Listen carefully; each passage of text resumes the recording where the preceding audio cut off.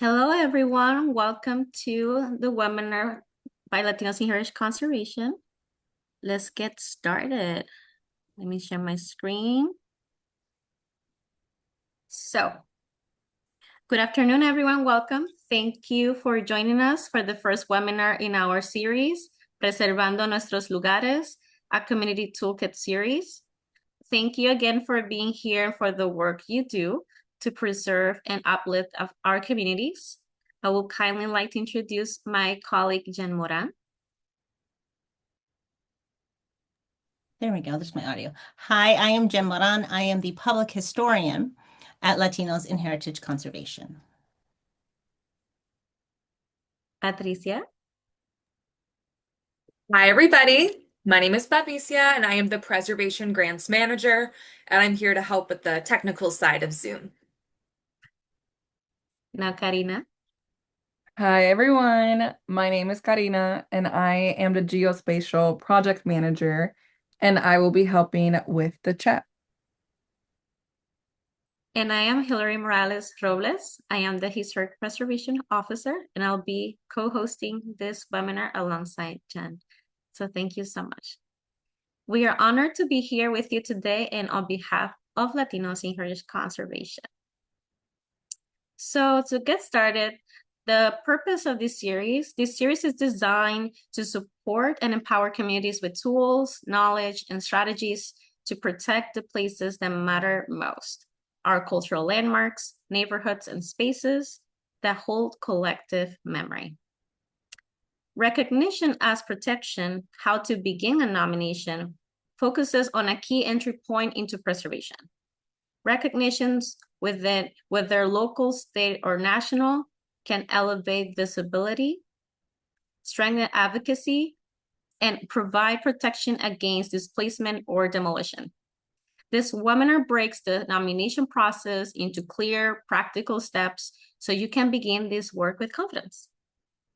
Now, I will pass it on to Jen to share the learning objectives.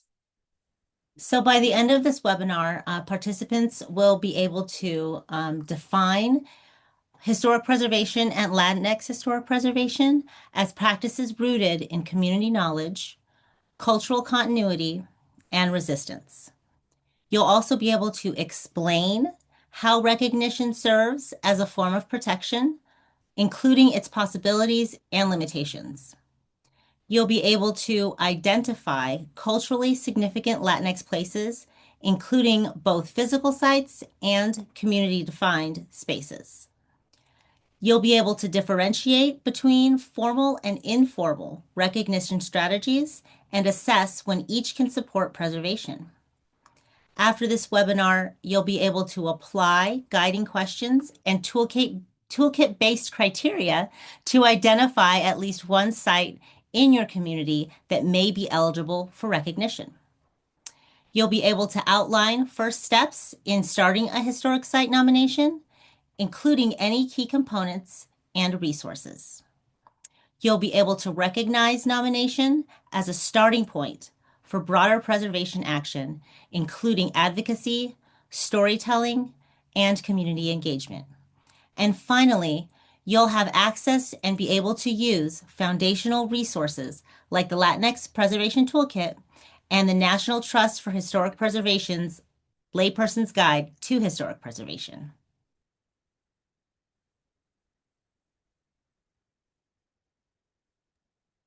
But first things first, who are we? I mean, if you don't know yet, let me introduce ourselves.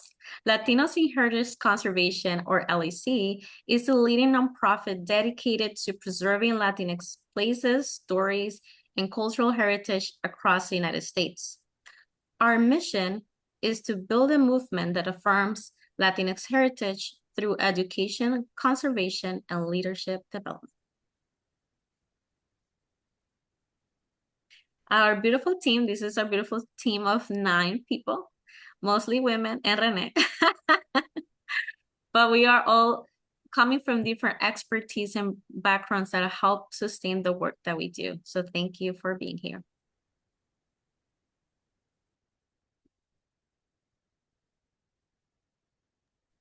Yeah. So now we'll start off with what is historic preservation? When many people hear the term historic preservation, they often think first about old buildings, landmarks, or places that are architecturally significant. And when we talk about significance, what we mean is collective importance. And this is certainly part of it. Traditional historic preservation has often focused on protecting buildings, archaeological sites, public lands, artifacts, and cultural traditions that are considered important to history. But I think it's important for us to pause here and ask, shared by whom? Recognized by whom? We ask these because preservation has never been neutral. What gets preserved, what gets funded, and what gets recognized has often reflected systems of power rather than the full breadth of community history. So for me, historic preservation is not just about saving old places. It is about asking what matters, to whom, and why. It is about recognizing that places hold stories. They carry memory. They hold evidence of migration, labor, family life, worship, organizing, celebrating, resistance, and survival.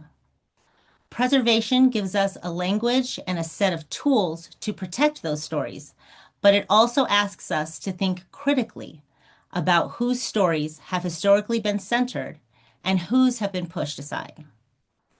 So when we talk about preservation, we are really talking about more than bricks and mortar. We are talking about protecting the places and histories that help people feel seen, connected, and rooted. That is especially important when so many community histories have not always been recognized in the first place.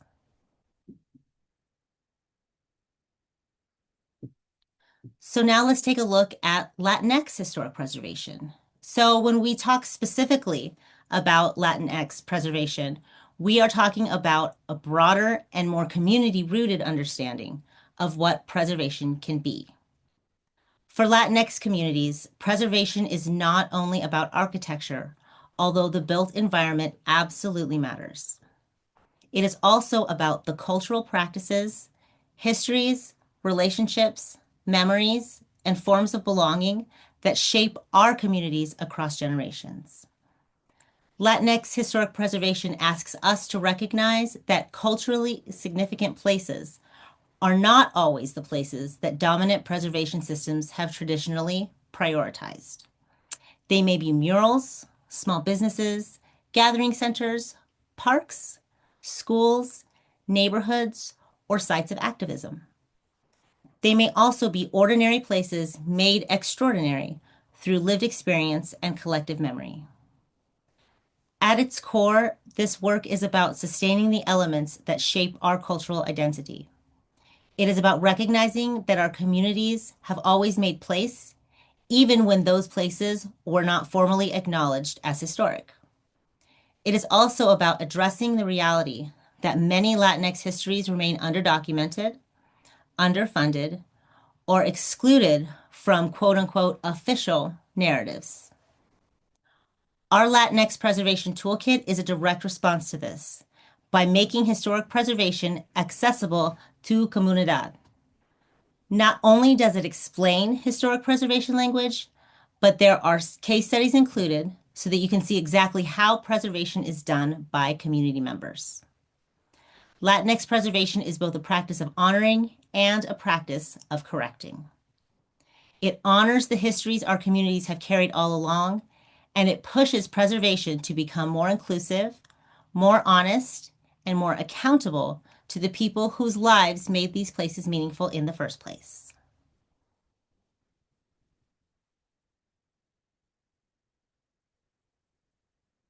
So what makes a site historic?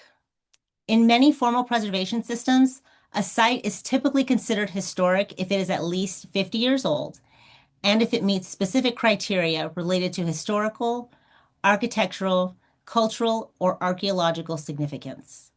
That is often the baseline people encounter when they begin learning about designations or nominations. But I think it is important to say clearly that age alone does not create meaning, and just as importantly, Significance is not something that only exists once an institution recognizes it. A place can be deeply historic to a community long before it is ever listed, surveyed, or formally documented. For Latinx communities in particular, this matters because many of the places that carry the greatest significance have not always fit neatly into dominant preservation frameworks. Some places matter because they were sites of organizing, artistic expression, community formation, or simply everyday life. Some matter because they were places where people celebrated, mourned, or built something together. Those histories may not always appear monumental, but they are still historic. So when we ask what makes a site historic, we should be asking what kinds of significance have historically counted and what kinds have been overlooked. Part of the work of nominations is helping translate community knowledge into preservation language. Excuse me. That means documenting not only the age of a place or its physical features, but also the stories, relationships, and histories that make it matter. In many ways, that is where the real work begins. So now that we know what can be historic, let's explore how we decide what actually counts as heritage. Think of heritage like a sunny side up egg. Here at Latinos in Heritage Conservation, we love talking about food analogies. So here's a simple analogy that will help you understand what heritage can mean. So this model is known as the value-based conservation model. It helps us understand how preservation actually works, how we identify value, how we access it, and ultimately how we decide what gets protected. At the center of the egg, we have the yolk. It represents core heritage values. These are the values most often officially recognized, such as historical importance, distinctive architecture, or connections to important events, people, or movements from the past. Traditional preservation has focused on these values, and most systems are designed to protect them. Surrounding this yolk is the egg white, right? The egg white represents social values, how communities experience a place, the meanings they attach to it, and how it is used in everyday life. These values are dynamic, constantly changing. They shift over time, responding to the present, and can differ across communities. Here is the key relationship. The egg white is not separate from the yolk. It shapes the yolk. Social values influence what gets recognized, what gets documented, and eventually what becomes protected. If we only focus on the yolk, the yellow part, on what is already recognized, we miss a large part of what makes places meaningful, especially for communities whose histories have not always been formally acknowledged, like Latino history. This framework gives us a shared language. It helps us see preservation not as a fix, but as something that is constantly being negotiated between past significance and present meaning. So let's talk about levels of historic designation. And that as we mentioned, as that negotiation doesn't just stay as a theory, it shows up in the systems we use to recognize and protect places.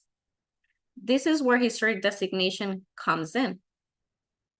Designation is the process through which values are formalized. There are different levels where this recognition happens. So these are different categories. On the largest scale, we have the international level. Organizations like the UNESCO World Heritage Sites, led by the United Nations, recognize places for the universal value. meaning places of importance on a global scale. Like think about Machu Picchu, for example. On a national level or federal level in the United States, preservation is guided by the National Historic Preservation Act, which established the National Register of Historic Places. And this is a nationwide framework for recognition of what is American history. Then on a smaller scale, we have the state level. The state historic preservation offices and tribal historic preservation offices support nominations and identify places that matter at a statewide level, let's say Texas or Colorado. And a more smaller scale, we got the local level. Cities and counties designate landmarks or historic districts for protection through zoning laws or historic commissions. This is often where that negotiation between past and present is most visible because local designations are closely tied to community priorities and change over time. So if we go back to the egg, these are different ways the yolk gets defined. But many places that community value the egg white are never formally recognized within the systems. And when that recognition is missing, protections becomes more difficult. Designation doesn't always guarantee full protection, but it can definitely open the door to tools like funding, incentives, and review processes that support long-term preservation. So now let's talk about what is a nomination. So a nomination is one of the formal ways a place can be recognized as historically or culturally significant. It is a process of recording and explaining why a site matters and making the case for that significance within a preservation framework.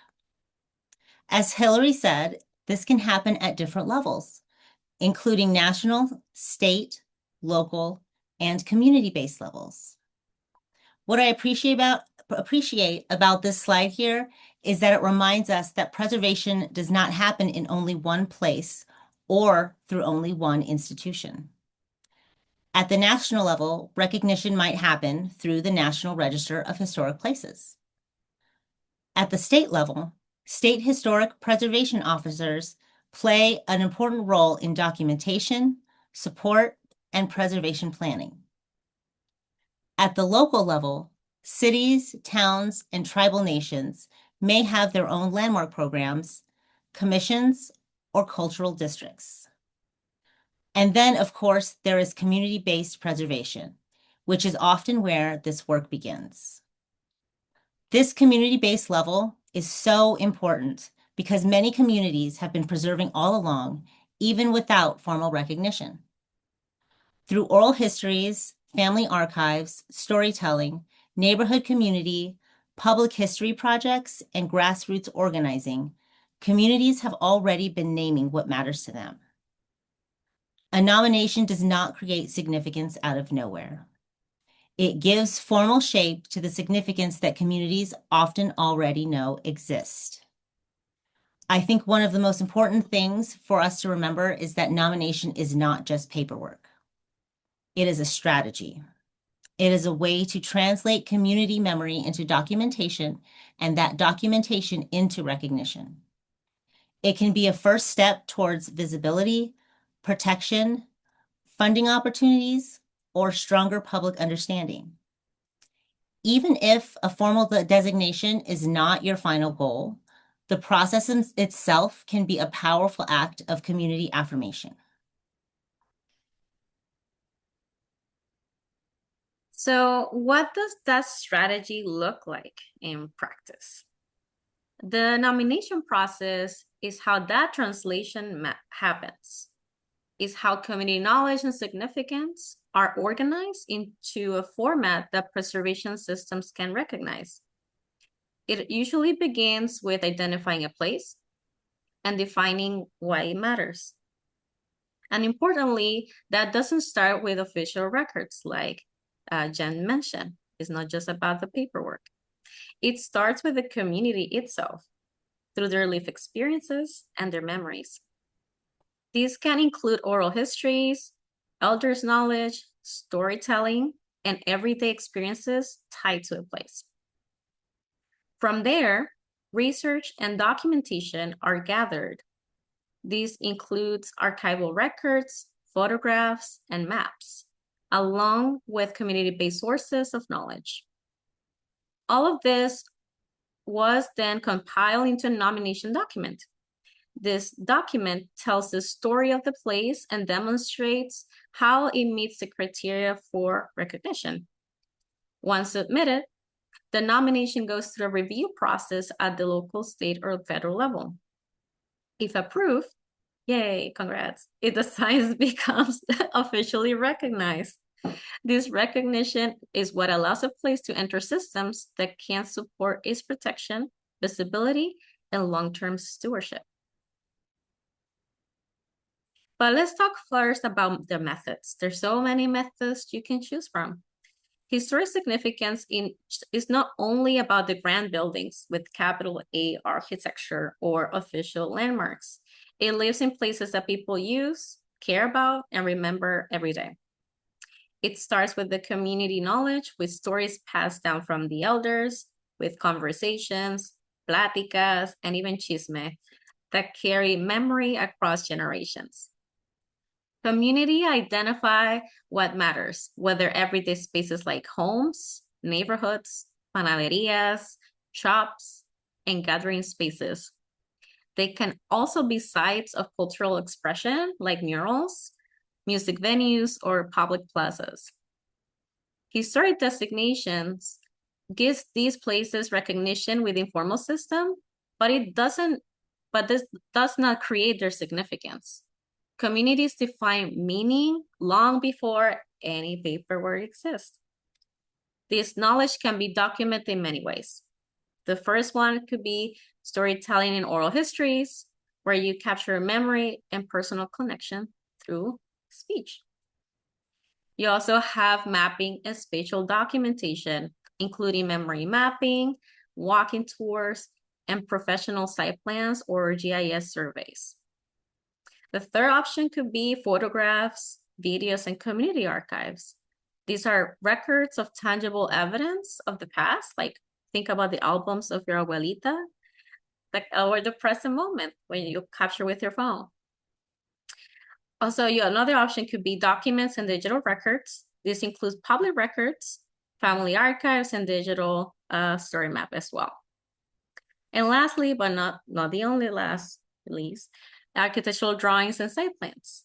These help professionals understand and preserve the physical structure of a place.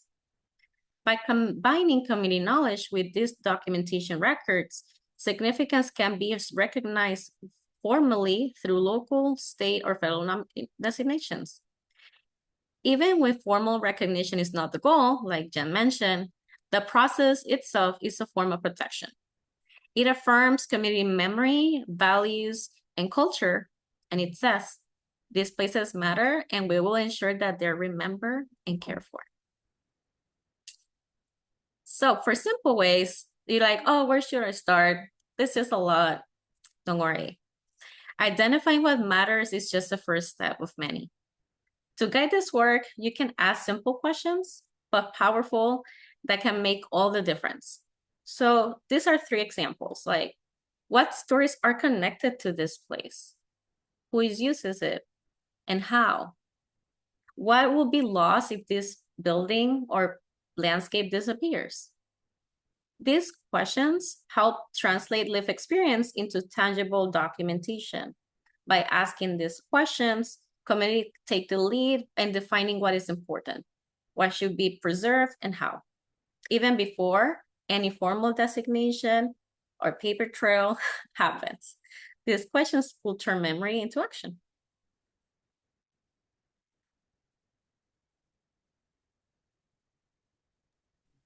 So a great case study of this community-led preservation would be Blackwell School in Marfa, Texas. And it's a perfect example of how historic preservation must be rooted in community memory, lived experience, and local stewardship. The school was built in 1909 and served as the only public school for Mexican and Mexican American children in Marfa until 1965, making it a material reminder of the de facto segregation that shaped education in Texas and across the Southwest. Preserving Blackwell School is not only about saving a building, but also about bringing visibility to the history of exclusion, resilience, and survival that was long minimized in dominant preservation narratives.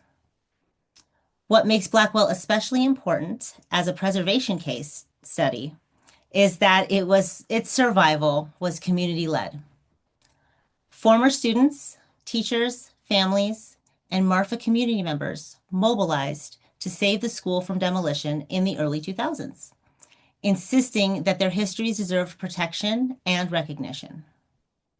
In this sense, Blackwell shows us that historic preservation does not begin with official designation. It often begins when a community names a place significant, refuses its erasure, and does the work of carrying the memory forward. Blackwell School also shows how community-led preservation is more than recognition. It is about the authority of who gets to define significance, whose memories shape interpretation, and whose memories become part of the public record.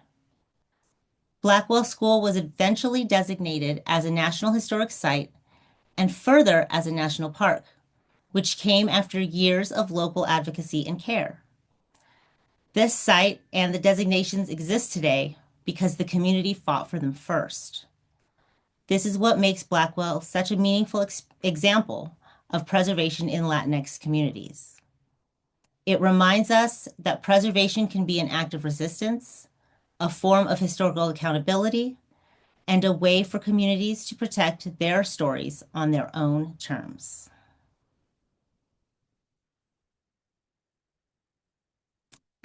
And as we close, I want to leave us with a few takeaways. First, preservation is not only about buildings. It is also about memory, cultural meaning, and the stories communities carry. Second, Latinx historic preservation matters because so many of our places have been overlooked or under-recognized within traditional systems. Third, nominations are important because they help turn community knowledge into recognition and, in some cases, protection. And finally, we have some great resources available to help get you started. The first one would be our Latinx Preservation Toolkit. This is a bilingual toolkit designed to demystify historic preservation for Latinx communities. It introduces preservation concepts, highlights Latinx heritage success stories, defines key terms, and offers guidance for students, community members, and youth who want to preserve their communities. The second resource is a layperson's guide to historic preservation law, which is released by the National Trust for Historic Preservation. It is a practical legal guide that helps non-specialists, so people like you and me, understand the laws, policies, and preservation frameworks that shape how historic places are recognized and protected. It is especially useful for understanding how preservation systems work behind the scenes. And last, we have the National Register resources from the National Park Service. This resource provides links to pages that provide an overview of what the National Register is, how a listing works, research tables and database tools, publications, and guidance for people interested in documenting or nominating historic places. And all of these resources are free. There's no cost to them. You can download them all.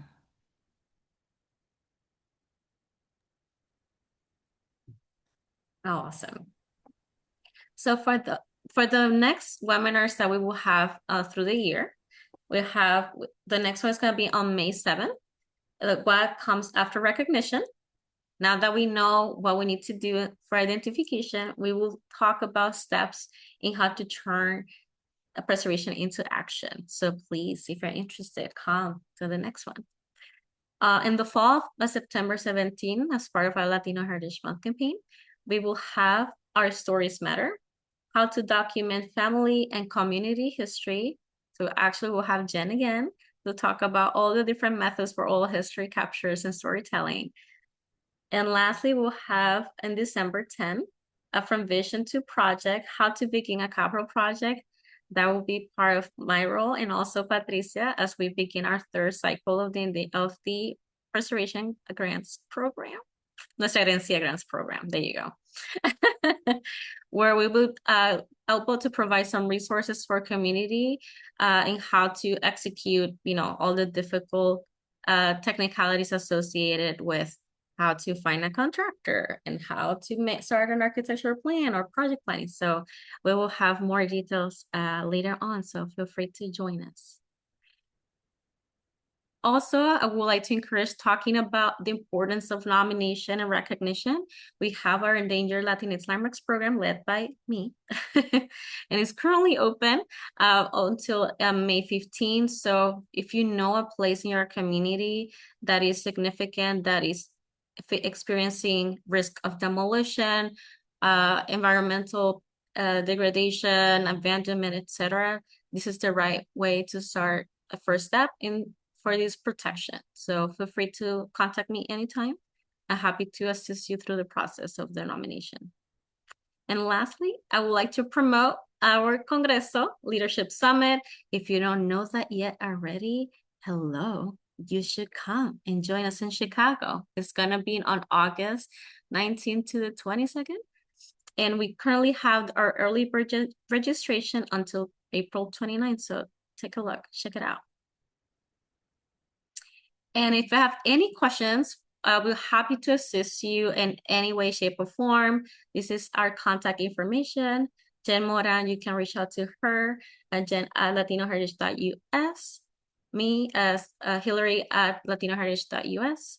And now we're gonna open the floor for questions. Is any questions they would like to share with us?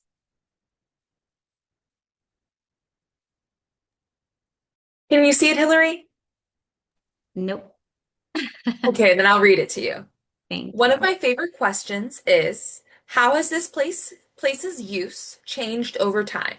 So many places are gone, but their significance remains. What is your favorite method for memorizing erased places? They might have also meant memorializing. Oh, this is on my radar. Actually, part of the Endangered Latinx Landmarks program, we're also capturing lost sites. And for us, even places that are gone carry so much meaning in our communities.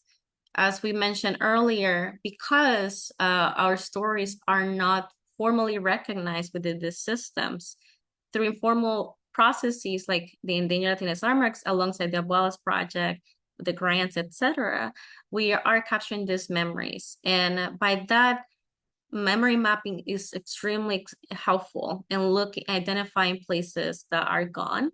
I'm happy to, I wonder if I should share my screen to showcase the Latinx Roots Tracker. But the Latinx Roots Tracker, oh yeah, I should do that. Give me once. I'm gonna stop sharing my screen for a second. I think that will help explain what I'm saying. And while you pull it up, I will just describe mine. I'm an oral historian, so that is where I like to collect the stories and hear about these places. And that is kind of how I memorialize them, is through the eyes of the people who were there and who experienced, life there.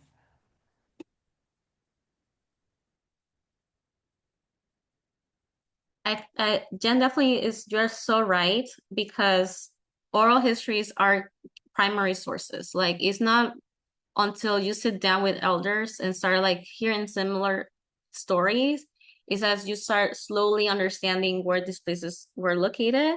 A lot of those conversations you will hear reference points are like, yeah, I remember, and this blog on this blah blah blah. It used to be blah blah blah, and you're like, okay, tell me more about it. And so If you're lucky enough to get several together, you get the oh yeah, that was the place by the bus stop, and I remember this there, and they had a dance at that place, and they start when they start chatting all about, and that's where it really gets really exciting if you're fortunate enough to have a bunch of elders together. 100%. So for that, like actually similar to that, going to that, this is Latinos Roots Tracker. That's also available on our website. So for example, for lost sites, one of the ones that I have very close to my heart is in New York City. Just to give a little overview of New York City is one of the biggest enclaves of Latino history in the US, particularly migrant communities, particularly the Puerto Rican community. I'm from Puerto Rico, as you can tell. So I'm very familiarized with this. There was a big migration exodus from Puerto Rico in the 30s that settled in the city. And what it was near Central Park area, which is very booming, financial, big skyscrapers, it used to be a brown community living there. And in that area, close to Central Park, there used to be this important place called the House of Mambo, where Latin jazz emerged in the 60s. It became a site where brown and Black communities gathered during the tensions of the civil rights movement. And so that we recorded the story of like salsa singers, Latin jazz singers, like gathering in this place. And today it's gone. You see, this is the building that is today. So we find through historical photographs is that we're able to document this memory that is gone today. And there's amazing photos in the archives that showcase what it was, the life of that place. So you see musicians.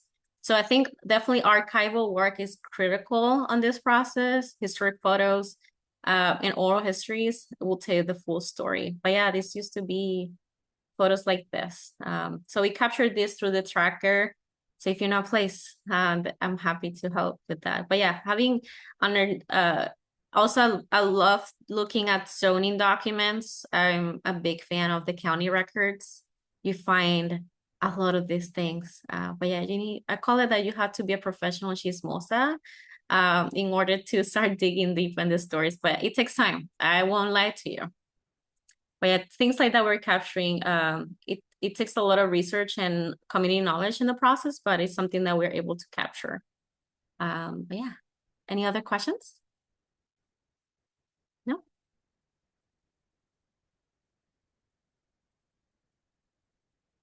I think we're good, right?